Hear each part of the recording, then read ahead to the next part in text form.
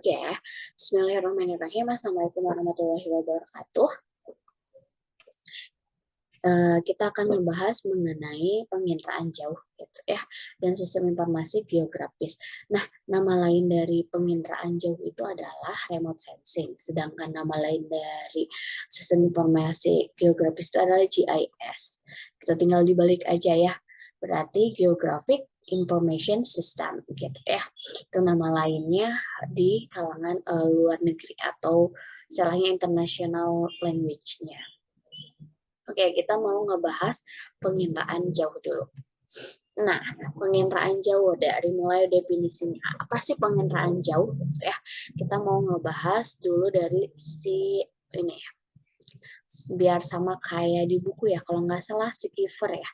Nah, Kiefer mengungkapkan bahwa penginderaan jauh adalah ilmu dan seni untuk memperoleh informasi mengenai suatu objek. Jadi ini tuh ilmunya tentang apa? Tentang suatu objek, di mana di suatu tempat gitu ya. Nah, otomatis yang namanya suatu objek akan berhubungan dengan yang namanya fenomena. Kenapa? Karena geografi itu akan membahas yang namanya fenomena gitu ya. Geografi itu ya. Nah, yang uniknya dari penginderaan jauh itu adalah melalui perekaman.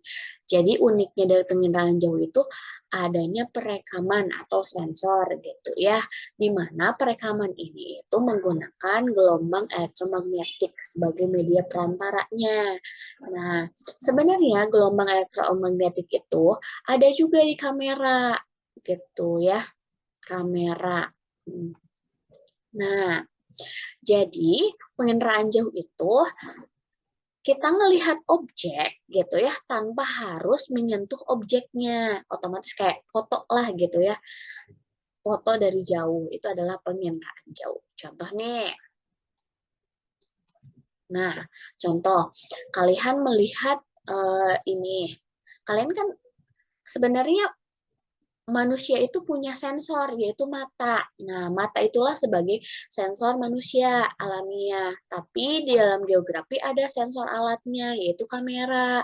Nah, kalian melihat kan ada laut warna biru, ada pesisir pantai, dan ada pasirnya warna putih, lalu ada hutan di sini warna hijau. Nah, sama halnya seperti itu, penginderaan jauh juga ada pantai atau pesisir pantai warna putih kecoklatan, lalu ada hutan. Nah, sama sepertinya. Lalu kegunaan dari penginderaan jauh itu untuk apa? Salah satunya untuk menganalisis bencana-bencana yang terjadi di dunia ini. Contoh nih, ada terjadinya likuifaksi di Palu tahun 2018-an, sekitar tahun 2018. Bisa disimak videonya di sini. Kita simak ya. Nah, lihat area sini.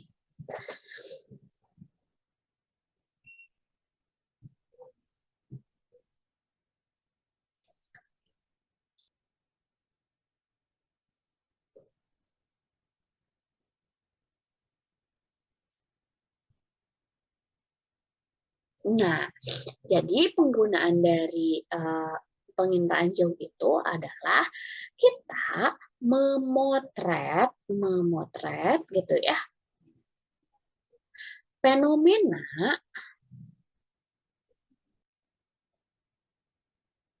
yang terjadi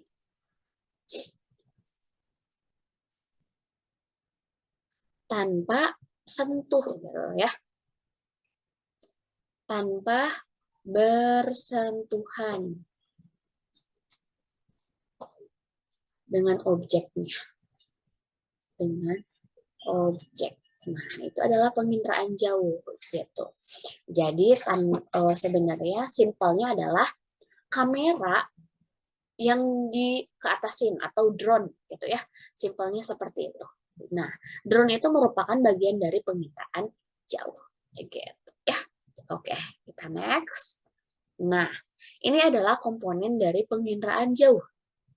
Komponen penginderaan jauh itu adalah yang pertama ada sumber tenaga. gitu ya. Nah, kalau kemarin kita nggak bahas tentang komponen pemetaan itu ada 10, kalau komponen penginderaan jauh itu ada 6. Yang paling pentingnya ada 6.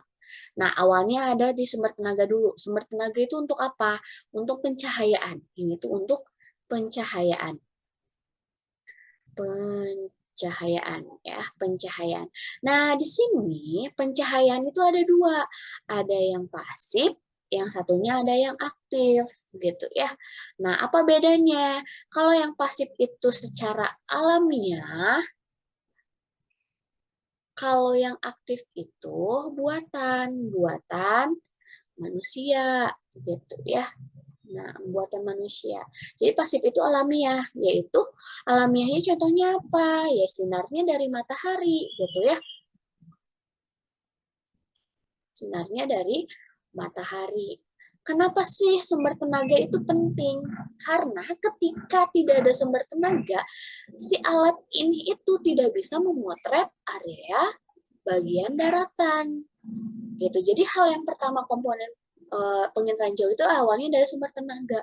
Sumber tenaga ada dua, ada yang aktif, ada yang pasif. Aktif alamiah, pasif alamiah, aktif itu buatan manusia. Nah, itu cahaya. Ada yang namanya atmosfer. Jadi ketika si apa namanya?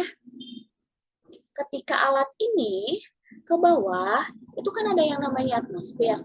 Nah, atmosfer ini punya yang namanya spektrum elektromagnetik untuk mempengaruhi warna. Jadi spektrum elektromagnetik itu adanya di atmosfer gitu ya. Untuk memberikan warna ketika dia balik lagi ke alatnya. Lalu selanjutnya ada yang namanya objek. Objek itu adalah pemantulan gelombang elektromagnetik. Gelombang elektromagnetiknya awalnya dari sini, dari atmosfer. Ya, si objek lalu memantulkan sebuah elektromagnetik, ditangkaplah yang sama sensor. Jadi awalnya kayak gini. Ini alat memantulkan cahaya ke objek. Dari objek memberikan pantulan lagi ke sini. Ketangkeplah sama si sensor. Di sini ada namanya sensor. Sensor itu seperti kamera. Gitu ya. Sensor itu seperti kamera. Nah, gitu. Nah, si sensor inilah mendeteksi perekaman objek-objek yang ada di permukaan bumi. Ada contoh nih di gambar ini, ada kapal nanti tergambar, ada laut, nanti ada pesisir, lalu ada mobil itu juga tergambar. Gitu ya. Nah, lalu setelah itu ketika dia udah selesai, diambillah sama si pengguna manusia yang membutuhkan pemetaan. Contoh kayak gambar yang tadi likuifaksi gitu ya, untuk memetakan wilayah-wilayah bencana likuifaksi, contohnya seperti itu. Ya, kegunaannya seperti itu. Nah, ini adalah yang namanya adalah spektrum elektromagnetik. Di dalam citra yang digunakan spektrum elektromagnetiknya adalah ada yang warna ini merah gitu ya, merah sampai ungu gitu ya, itu adalah area visible atau yang disebut dengan pangkromatik gitu ya. Pangkromatik itu adalah merah sampai ungu, Meiji Hibiniu. Ada lagi yang cuman ortokromatik gitu ya. Dari sini sampai ke sini, sampai ke hijau. Oh, namanya adalah ortokromatik. Nah, ortokromatik itu adalah biru sampai hijau. Jadi nanti warna citranya itu adalah warna biru sama hijau aja gitu ya. Kalau ini visible, visible itu adalah warna yang bisa dilihat atau ditangkap oleh mata manusia. Gitu. Ini namanya adalah skala gelombang elektromagnetik gitu ya.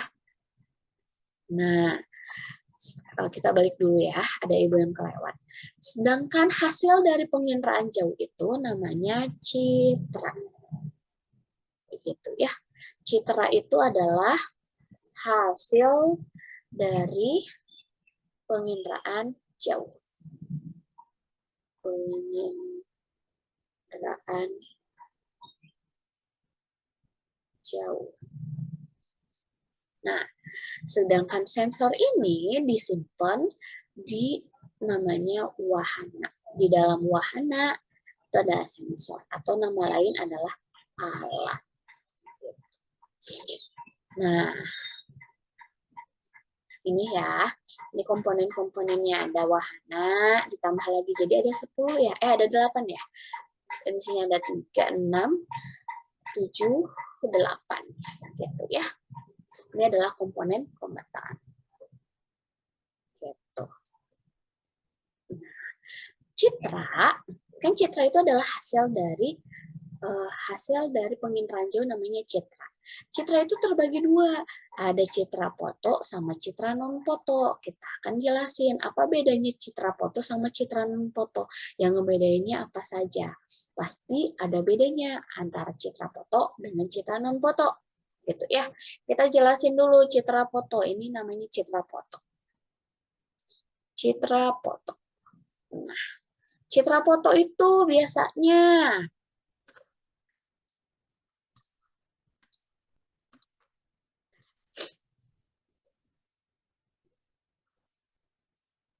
Nah, citra foto itu pertama dari spektrumnya dulu. Nah, spektrumnya itu ada 4. Tuh, 2, 3, 4 gitu ya. Ada ultra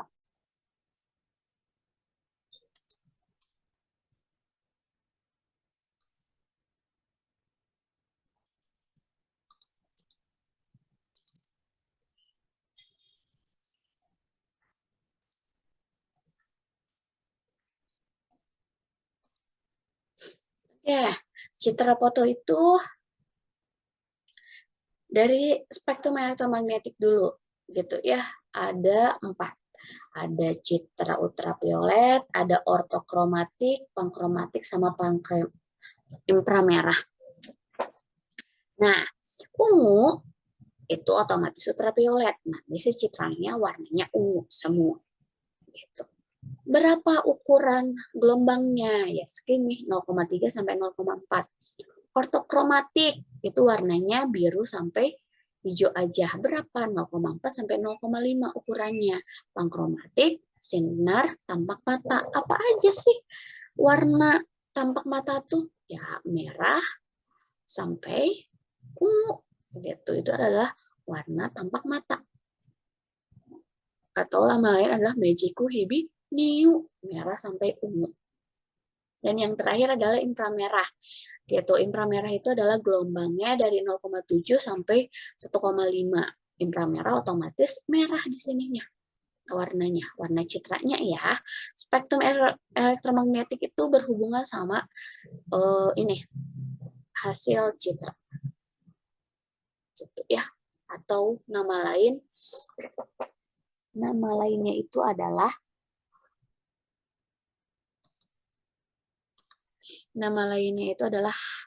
warna ya, warna citra. Nah, warna citra. Kenapa sih, Bu? Ada ultraviolet, warnanya ungu, ortokromatik, warnanya biru sampai hijau. Kenapa sih nggak sama aja semuanya?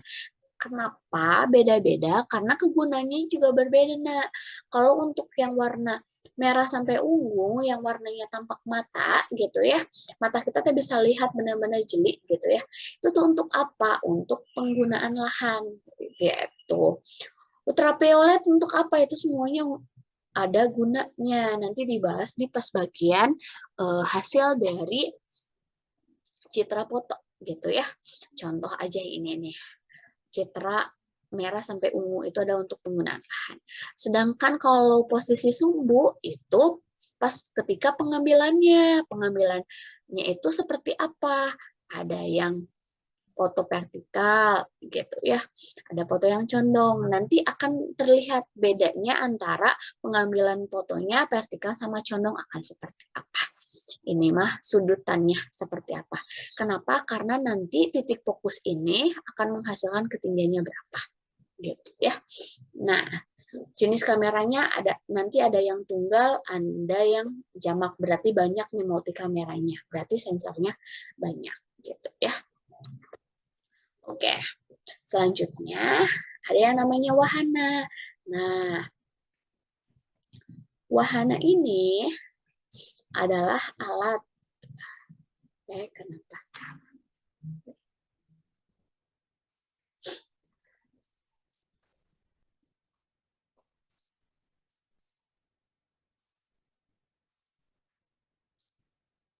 Nah, wahana ini adalah alat penyimpan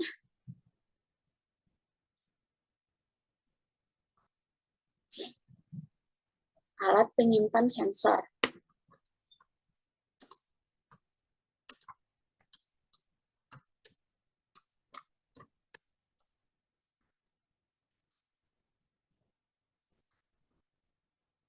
Nah, wahana ini adalah alat. Alat apa? Alat penyimpan sensor. Gitu ya. Nah, contohnya nih, alatnya itu apa? Pesawat terbang ya. Pesawat terbang yang ada pakai kameranya, drone, balon udara itu adalah wahana dari penyimpan sensor gitu ya.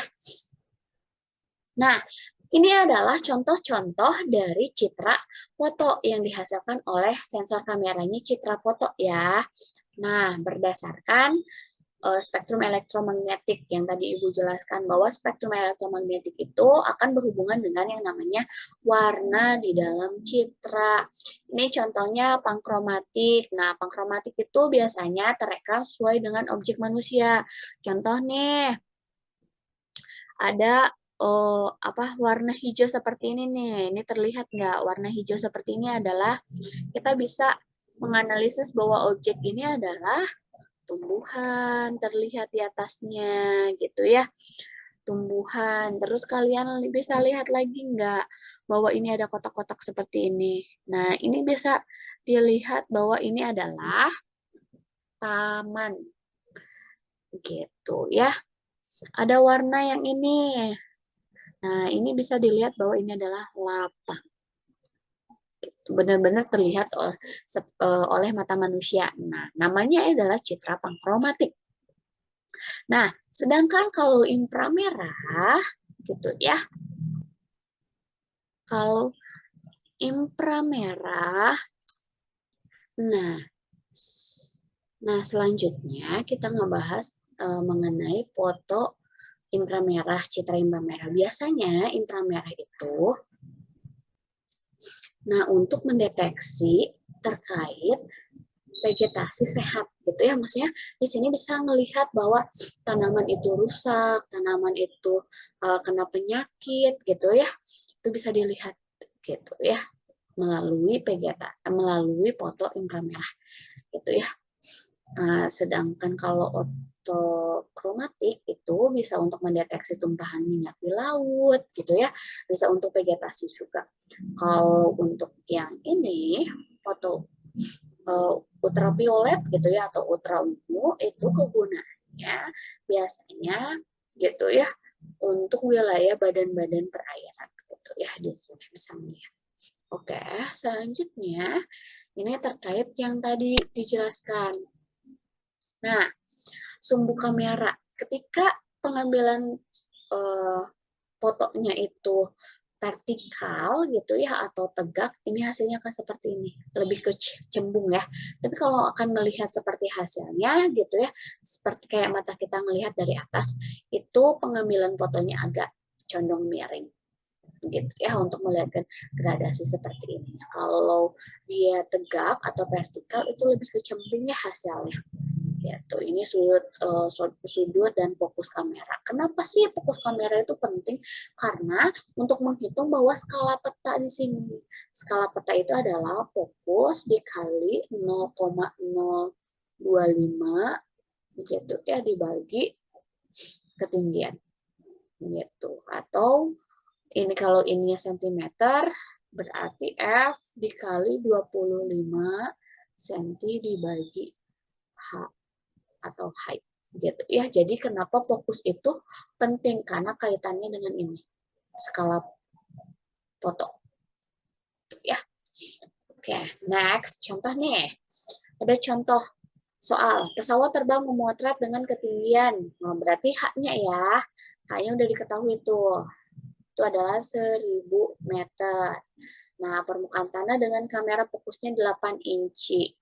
Nah, 8 itu F, F-nya 8, maka skalanya berapa? Berarti tinggal fokusnya aja 8 dikali 0,025 dibagi 1000 ya. Gitu ya. Nah, 1000. Hasilnya adalah 0,2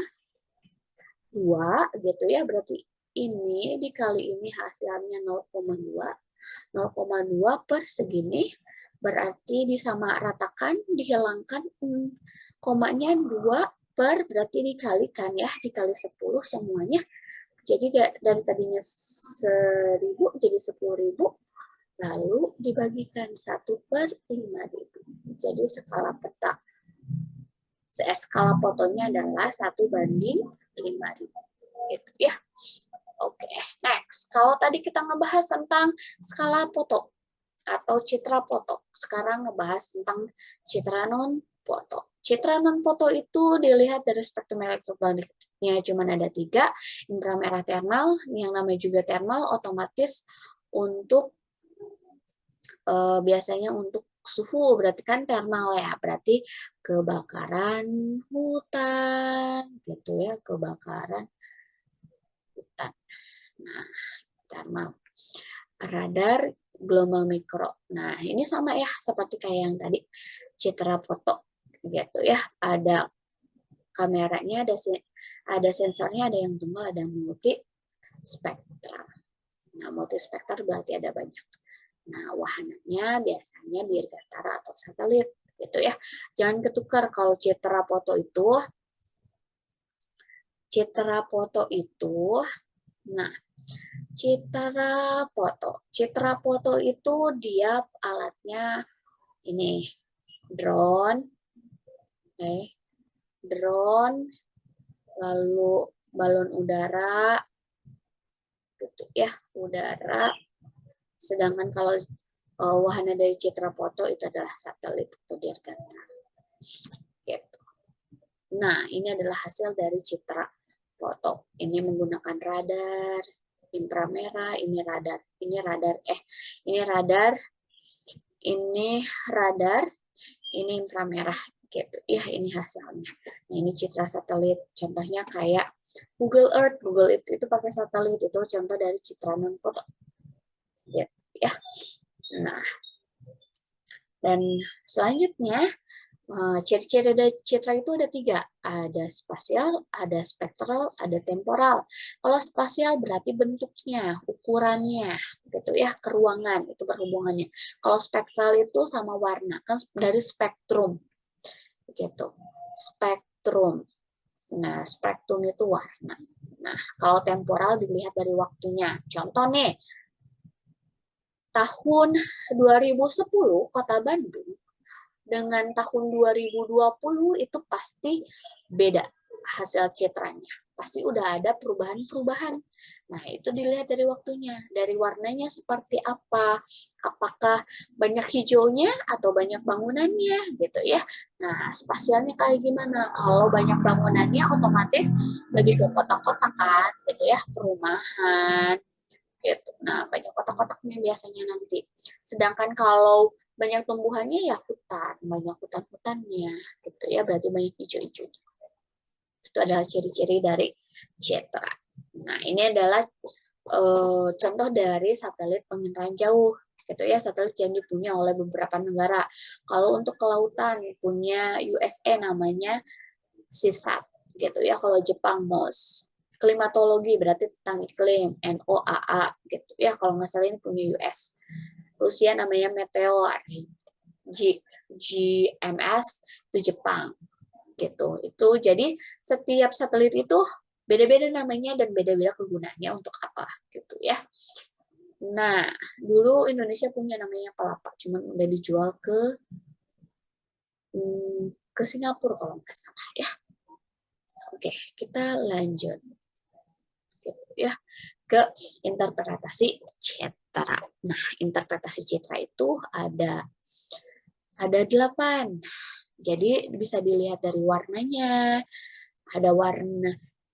Ini kan pantai, kita bisa lihat bahwa ini tuh pantai. Tapi kenapa sih beda warnanya gitu ya? Kita bisa menentukan bahwa warna dalam seperti ini sama warna yang warna biru kayak gini kan beda. Semakin tua warnanya berarti semakin dalam. Bisa dilihat dari ini. Gitu ya. Interpretasi citra itu untuk apa? Untuk menganalisis objek. Gitu. Analisis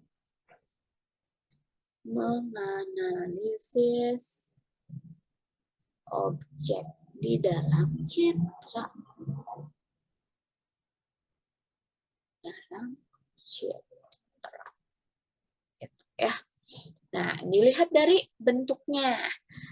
Nah, contoh nih. Bentuk yang ini. Yang ini sama apa enggak? Kan beda ya. Bentuknya. Contoh lagi. Ketika kalian melihat ada jalan, ada sungai. Ada sungai nih. Kan kalau di citra beda. Kalau di citra kan sama. Bentuknya panjang. Nah, apa sih yang ngebedain antara ini jalan, ini sungai? Apa yang ngebedainnya? Nah, yang ngebedainnya kira-kira kalau sungai itu biasanya warnanya lebih pekat. Gitu ya. Kalau jalan itu warnanya lebih terang. Gitu ya. Selanjutnya, ada yang namanya ukuran. Nah, si sungai sama jalan juga bisa dilihat dari ukurannya. Gitu ya. Kalau sungai, ukurannya lebih tidak teratur. Gitu. Kalau jalan lebih teratur.